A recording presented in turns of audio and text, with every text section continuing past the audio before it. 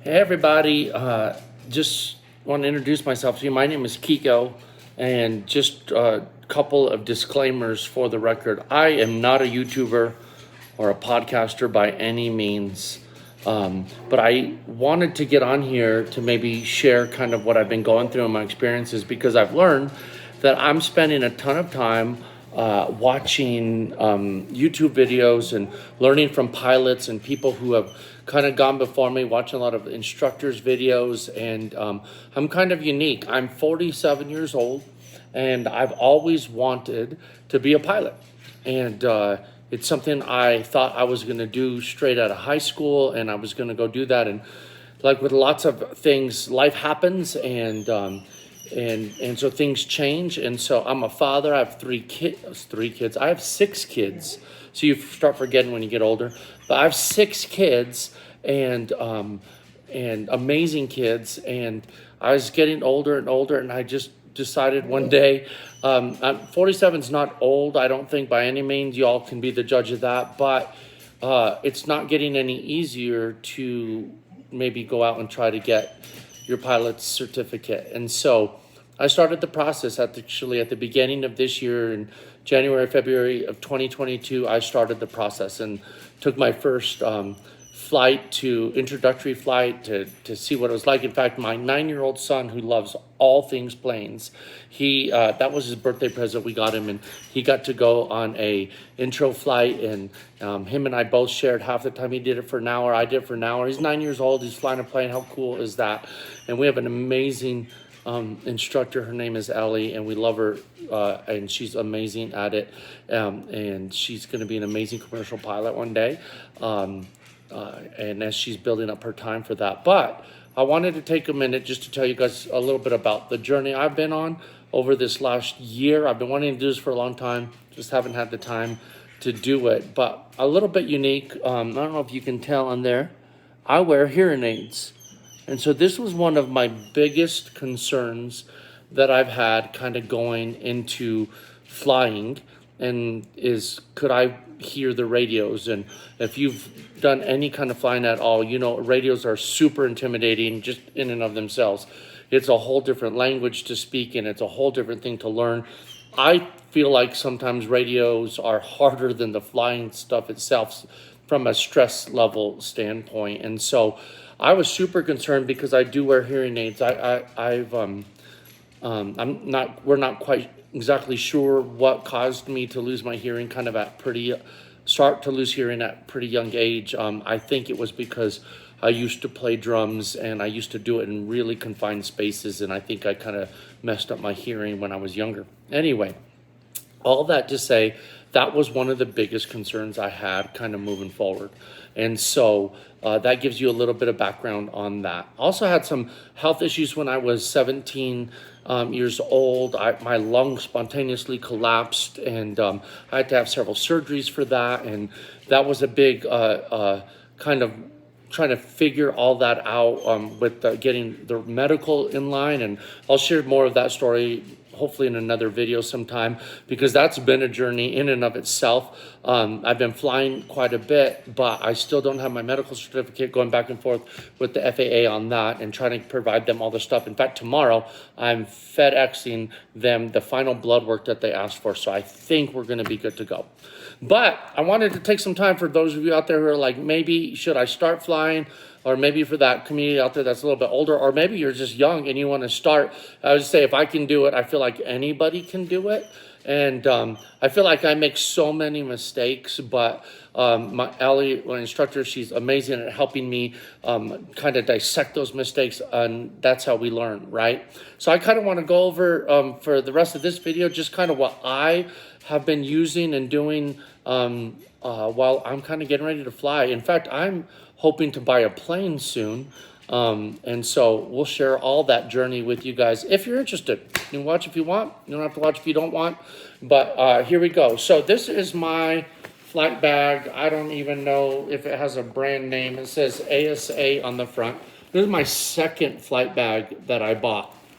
The first one I bought was terrible. It was much bigger than this, and it did not carry things the way I needed it to or anything like that. And so I did a ton more research and anyway, ended up buying this bag right here, which I love. So I'll go over with you guys what I'm doing. So I have my fuel checker. I don't even know what the right name for this is. I'm still learning, everybody. And then with the screwdriver on the front for the cowling. And then I've got, you have to have tons of pens. And so I've got my pens here. And then I wear glasses as well to see far. And so I always have wipes, cleaning wipes in my bag to clean my glasses because they're constantly getting dirty. And my glasses are over there, so they're off camera. In my front pocket here, I'm not sure if I'm going to be carrying this around much longer, but this is a knee board. I did tons of research on knee boards. And during my training, I've used this one time. I found that it was too hard during training. I actually think I might use this knee board more when I actually start solo flying on my own. But there's just too much that goes into getting this set up and everything like that. And then I have an iPad mini, a brand new one that I bought just for flight training with an Apple Pencil on it as well, which has my ForeFlight on it, which that's really all I use it for. There's nothing else. I had other iPads, but I wanted one specifically that I could use for flying, and that I would have it charged and everything like that. So I'll let you know more in future videos if we're able to about if I like this or not. The first time I tried to use it, I did not like it, but I'm also, again, in the training process. So I'm going through a lot of different things in the plane that I feel like are unique to student pilots that when I'm more of a pilot, this might come in handy. So that's that. I don't use that. One thing I just used for the very first time today, and I'll show you, this has to do with my hearing, but this is a battery unit, and I'll show you what that's for in just a minute when I talk more about hearing aids and how I hear and what I'm able to do. I have my cable for my iPad and my charger. Right now, I don't use this at all yet as a student. We're going 2-hour-long flights at the well, we're not 2 hour. We book 2-hour sections, and maybe an hour and a half of that is spent in the plane.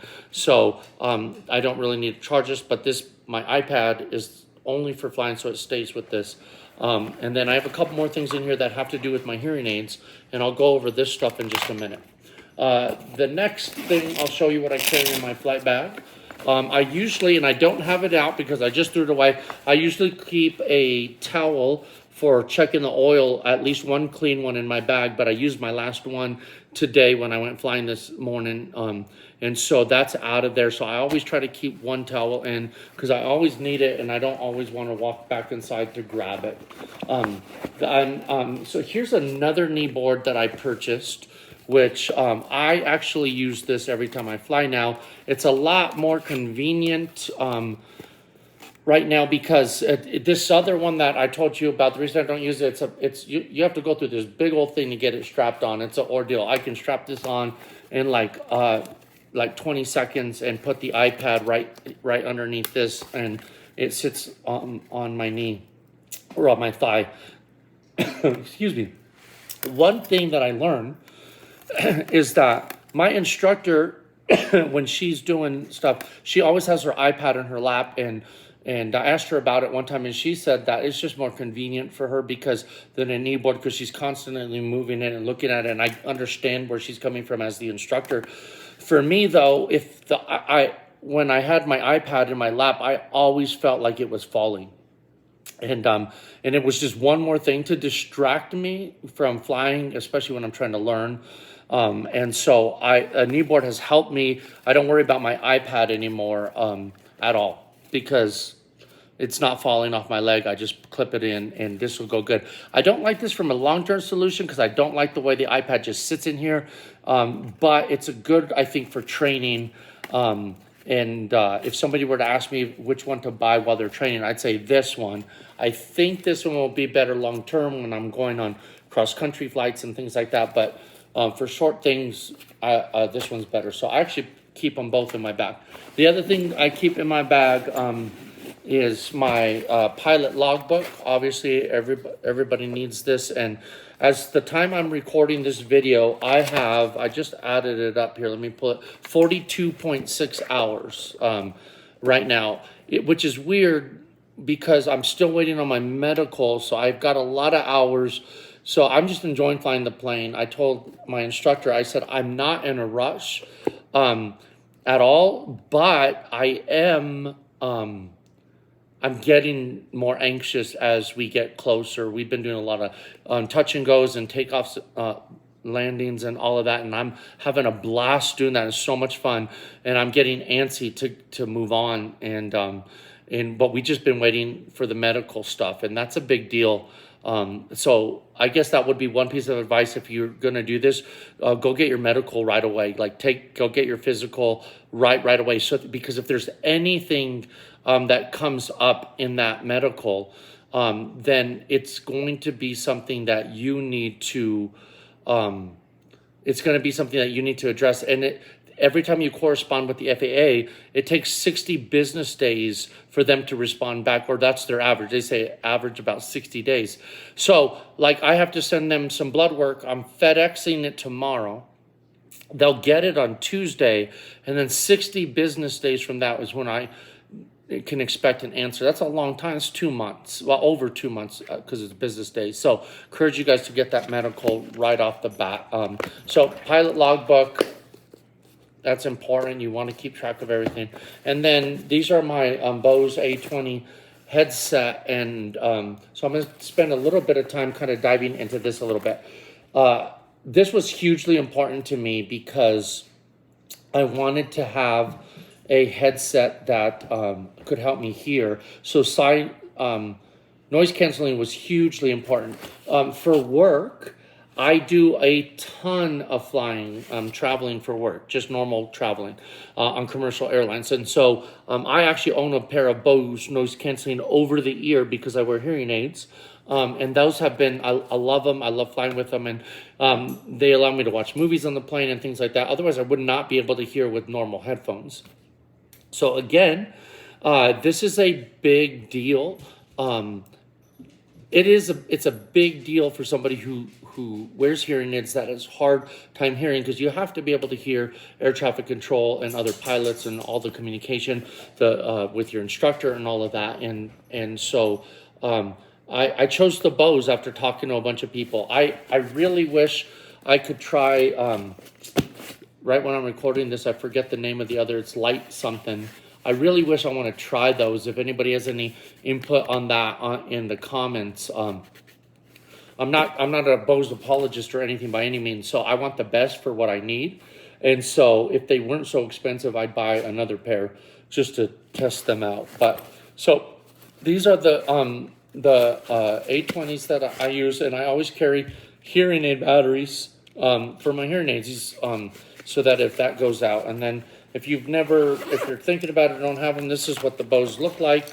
They're noise canceling. They also have Bluetooth, so you can connect your iPad to them or your phone to them. I carry an extra set of batteries right in there with it because they run on batteries, and they'll work without the batteries, but you'll lose the noise canceling if the batteries go out, and you do not want to lose noise canceling if you have hearing issues. So that's a big deal. These have been a lifesaver. I like them a lot. I definitely want to try the other brand. Sorry guys, it escapes me. Light something is the other brand, and I definitely want to try that. But one thing I tried today for the first time, because I've been missing for two reasons. I've been missing some ATC calls and not getting all of them. The first reason is just, I'm going to call it the fog of war. When you're learning how to fly, there's so many things happening at one time. And my instructor, Ali, has done an awesome job of helping offload things at the beginning and adding stuff to the process near the end, right?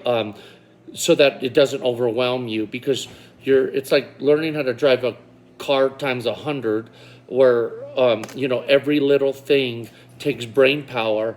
And I feel like if I was younger, I could do it better, if I'm being honest. Like I feel like my brain doesn't work as quick on its feet like it used to. And so I think that's a big deal. So that's why another reason to recommend to everybody, don't wait. Don't wait at all to start right now, and make it something that you want to do now. And it's way more affordable than it sounds, and I'll go over that in just a minute. And I'll talk about that. But anyway, so what I was talking about was there's so many things going on. So I miss air traffic control calls, especially in the beginning, because your instructor is not going to make you talk to them, and there's a lot of stuff that goes along with that. But I've learned to start to listen to them, and Ellie's been helping, my instructor's been helping me to listen more and more. And even with that, though, they talk fast, they mumble. For me, when you have hearing issues, it's called discrimination. You're having a hard time discriminating the consonants and the vowels. I hear vowels just fine. Consonants are hard. And when air traffic control is talking really fast, that becomes difficult for me to hear. And so I've been trying to tweak my hearing aid some. I have an app on my phone that I can adjust what I'm hearing, and the volume and all that. But I tried something new today.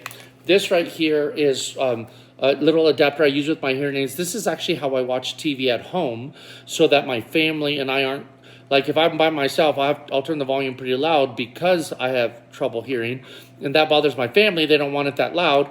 And so this allows me to plug this into my TV, and then it Bluetooths the audio from here to my hearing aids, so that, which is a big deal because it lets me hear the TV well, and I can catch what's being said, and I'm not competing with my family for volume. And so today, on top of my headset, I actually plugged this into one of the other inner radios in the plane. So I plugged this end into that. This end plugs into the back here. This I used to give it power because it needs power. So I needed a battery bank to give it power, and I plugged that in to power, and then it Bluetooths the audio to my my hearing aids on top of the audio going to my headset also. So it was an experiment for the first time today, and it took some tweaking. I told my instructor I was going to be playing a lot with the radios because I didn't want to miss air traffic control stuff. There's my son, Isaiah. And I didn't want to miss air traffic control calls today, and because I couldn't hear. And I need to get the radios down, and so that was a big deal. So I spent some time tweaking that. It took some getting used to, but and I think some more tweaking I have to do, but I'm telling you, it made a world of difference. I would say I missed 1 or 2 calls today, whereas prior to this, and for several reasons, I would say maybe 5 to 10 calls every time. And that's a big deal. I want to be able to, for some of those are missing because there's just too much happening in the airplane. The one call I did miss today was probably a combination of both hearing and a combination of there was a lot happening in the plane at one time because we were going to do a full stop on our next go around. So I'm radioing to the tower that we're going to do a full stop. They're giving me instructions to fly straight ahead, and I missed the instruction to fly runway heading. My instructor said, did you get that? And I didn't. And she said, fly runway heading. So I replied that back to ATC and let them know. So that was the big one that I missed. There was another one that I kind of missed that I got frustrated about, but it was a little bit less an issue of me not hearing. I was hearing just fine. One thing I do a lot of that I regret, and I think this is normal. So if you're learning to fly, and these are things that you need to think about, is I anticipate a lot what ATC might be telling me. And so we were between 2 different runways. We were between runway 12 right and 12 left. And we were holding short of that while they were letting traffic clear. And I was anticipating air traffic control telling me 7306 Echo, you can cross runway 12 left and then hold short of Alpha and then contact ground. So that's what I was anticipating them to tell me. So as soon as I heard them call out, I actually heard what they told me to do, But because I anticipated something different, I began to do what I anticipated rather than what they told me to do. And what they actually told me to do, because we had been waiting a long time, was continue to hold short, because they recognized I'd been there a long time holding short, and they contacted me and said, hey, continue to hold short. But I was anticipating something different, and I started to move forward, and my instructor grabbed the brake. She's like, that's not what they said. And I'm like, I looked at her and said, I know what they said, but I anticipated what they were going to say, and I acted on that. That is dangerous, so I'm super glad my instructor's there, and she's helping with all that. So those are things that are good examples of what you can miss. And so anyway, I hope that this helps you a little bit. I want to share a whole bunch of things that has helped me really learn how to fly at 47 years old, learn how to navigate what this looks like. The costs, I want to talk about costs. I want to talk about how to plan for costs. I want to talk about the tools I'm using for both ground school, because I'm doing online ground school, but also a bunch of apps out there that have helped me a lot with my radio calls and air traffic control stuff. And I want to be able to share all that with you guys. I hope I can do that. Maybe if a bunch of you watch this video, you comment on it, you like the video, that lets me know keep doing it and take the time to do it. Because maybe there's somebody else out there like me that's like, I need help and I would love to watch a video or something like that. So I've been on this for like 21 minutes, everybody. So I'm going to let you guys go. Hopefully I'll record another video, and you guys tell me what you want to hear, what you'd like to hear from me. And hopefully I'll start sharing some videos of me actually flying and some of the learning I'm doing there. But I love to fly, everybody. I don't know what's happening behind me. It says, my dad flies a Cessna. But Cessna spelled with a C, not an S. Yeah. All right. So, hey guys, have a great day. One more thing I want to share, just so you know, one more thing about me. What I do in real life, right? So I pastor a church locally in Arvada, Broomfield, Colorado area. I also own an IT company, and so those are the things that I do to pay the bills, and this is what I do to relax. And so God bless you guys. Have a great day, everybody.